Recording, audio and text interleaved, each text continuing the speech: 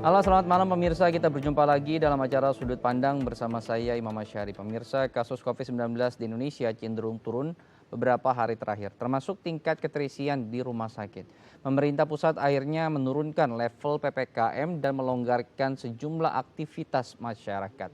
Masyarakat diminta untuk tetap waspada dan juga tidak hanyut dalam euforia karena resiko penularan dan juga gelombang lonjakan kasus COVID-19 masih mengintai.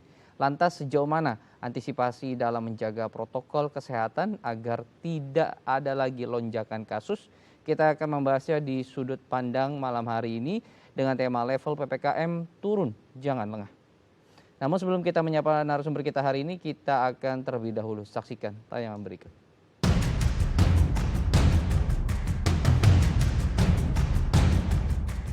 Kasus COVID-19 di tanah air terus menunjukkan penurunan.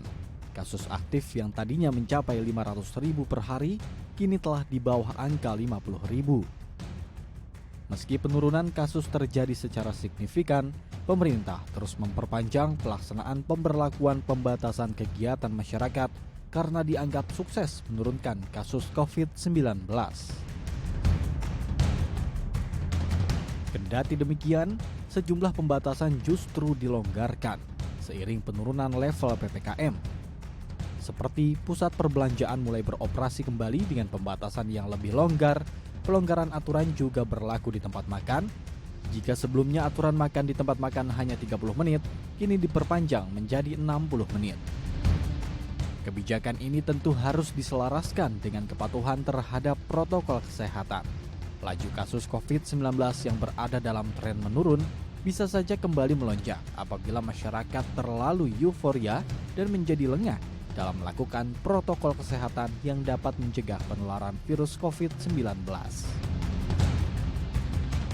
Baik, untuk membahas tema kita pada malam hari ini, saya akan mengundang dua narasumber. Sudah bergabung bersama saya melalui video Zoom. Ada Dr. Sony Hari Harmadi, selaku Ketua Bidang Perubahan Perilaku Satuan Tugas Penanganan COVID-19. Selamat malam, Pak Sony. Malam, Mas Imam.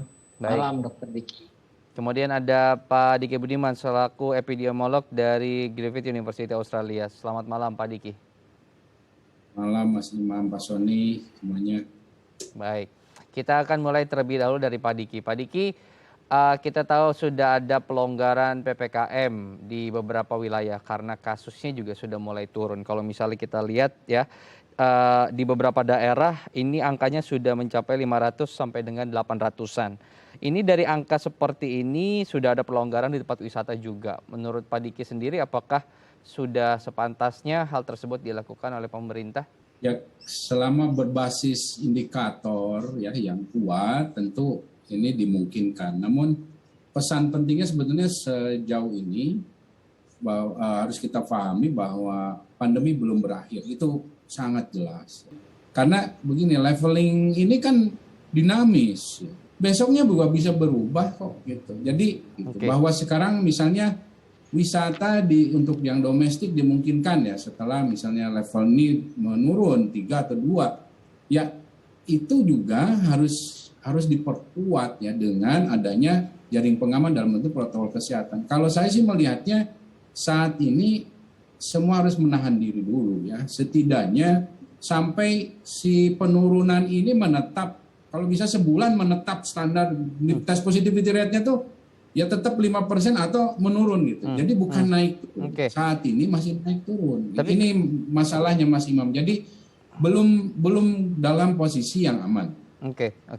Kalau lihat dari testingnya juga kan turun ya 11% gitu. Maksud saya adalah dengan acuannya juga sulit gitu ya. Kalau misalnya penurunan level ya pasti kan ya pemerintah Indonesia bikinnya leveling seperti itu gitu. Tapi kalau dari standar internasional, standar dunia, standar yang banyak dipakai oleh negara lain dengan angka-angka seperti ini dan juga pelonggaran yang kita lakukan, pandangan Pak Diki seperti apa? Ya sebetulnya setiap negara berhak membuat indikator ya.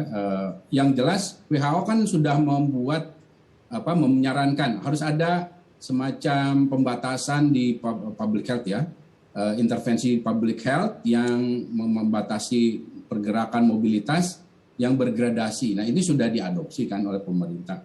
Nah, yang menentukan indikatornya ya masing-masing negara itu. Nah, disinilah titik krusialnya, titik rawannya, titik lengahnya. Karena kan yang akan sangat berefektif melakukan dan juga memantau ya level kabupaten kota. Pemerintah pusat sudah buat, sudah benar itu. Tapi yang pelaksana itu kan kabupaten kota yang tahu. Pusat itu kan bukan mencari data, yang sebetulnya mencari data itu kan dan melaporkan data kabupaten kota. Meskipun ini ada penurunan testing PCR saja kan berkisarnya di 50.000 ke bawah. Nah ini kan artinya kita harus hati-hati.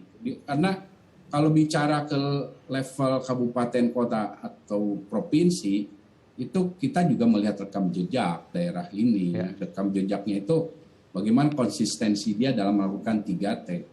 Nah ini yang akan mempengaruhi juga tingkat keyakinan sebetulnya bahwa di situ sudah benar-benar, kalau Jakarta, Jabodetabek saya nggak ragu-ragu lah ya, atau bahkan Jawa secara umum sekarang sejak PPKM darurat kan sudah jauh lebih baik. Tapi kalau bicara luar Jawa saya nggak, terus terang saya sampaikan Pak Sony tolong mumpung Pak Sony nih nanti mau ke daerah, pastikan itu betul, karena begini, ada daerah ya saya sampaikan mumpung ada Pak Sony, NTT itu di awal Agustus tuh nggak melaporkan apa-apa. 3T-nya tuh nggak ada loh di websitenya. Tapi 3 minggu terakhir, Agustus, September, dia tiba-tiba ada. Kan ini satu tapi sesuatu yang harus jadi pertanyaan. Bukan kita, nggak bisa. Tapi kan kita ini harus menyadari bahwa tes positivity rate ini satu manajemen tools dan sangat vital, karena bisa berakibat fatal. Nanti di setiap tempat wisata kan ada satgas masing-masing gitu. Satgas PPKM di masing-masing wilayah bagaimana panduan-panduannya Pak Sony? Ada arahan khusus kah dari pemerintah pusat untuk nanti pembentukan satgas di sana? Karena setiap wisata misal aja Taman Impian Jaya Ancol atau wilayah seperti Ragunan, Taman Mini dan yang lain, Bali. Nah itu kan masing-masing tempat wisata yang berpotensi ramai sekali dikunjungi masyarakat. Ya betul sekali Mas Imam. Jadi pembukaan aktivitas di tengah pelaksanaan PPKM. Ya, kita ini masih dalam pelaksanaan pemberlakuan pembatasan kesehatan masyarakat. Ya, masih dalam PPKM. Itu pembukaan aktivitas secara bertahap itu dengan meminimalisir risiko. Kita ini uji coba. Nah, salah satu cara meminimalisir risiko adalah dengan membentuk satgas-satgas institusi. Tujuannya apa? Tujuannya memastikan bahwa institusi tersebut sudah menyiapkan SOP dalam protokol kesehatan secara jelas dan bisa diimplementasikan. Ya. Yang kedua, kan dengan adanya aplikasi Peduli Lindungi sebagai screening bagi orang memasuki ruang publik, itu nanti bisa ditemukan yang statusnya warna hitam. Tapi kalau warna hitam berarti statusnya adalah sedang terkonfirmasi positif atau pernah mengalami kontak erat, riwayat kontak erat.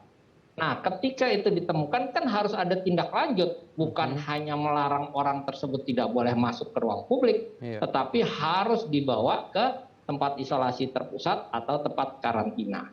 Jadi siapa yang melakukan itu? Yang melakukan adalah satgas institusi. Oleh karenanya, setiap institusi ya, baik itu di sektor perdagangan, pariwisata, pendidikan, ya, dan seterusnya, 6 sektor yang termasuk transportasi yang dibuka secara bertahap itu harus betul-betul sebelum dibuka secara bertahap mereka menyiapkan satgas-satgas tadi. Harapannya ya dengan terkoneksi satgas itu terkoneksi dengan satgas daerah, kita betul-betul bisa meminimalisir. Jadi screening dilakukan, tapi tindak lanjut terhadap screening tadi juga dilakukan. Sehingga kan dengan mengandalkan digital tracing ya, penelusuran menggunakan teknologi, harapannya dengan aplikasi Peduli Lindungi tadi kita bisa lebih optimal lagi di dalam melakukan testing dan tracing. Itu kira-kira Mas Imam. Oke, baik. Jadi setiap institusi punya kewajiban untuk pembentukan Satgas PPKM gitu ya. Tapi nanti kita akan bahas pengawasannya gimana Pak Sony, dan juga ada kemudian isolasi terpusat yang disediakan pemerintah untuk kita sama-sama menurunkan angka kematian. Karena isolasi mandiri kemarin banyak memunculkan kematian di masyarakat. Kita akan bahas usai jeda, masyarakat tetap bersama kami di Sudut Pandang.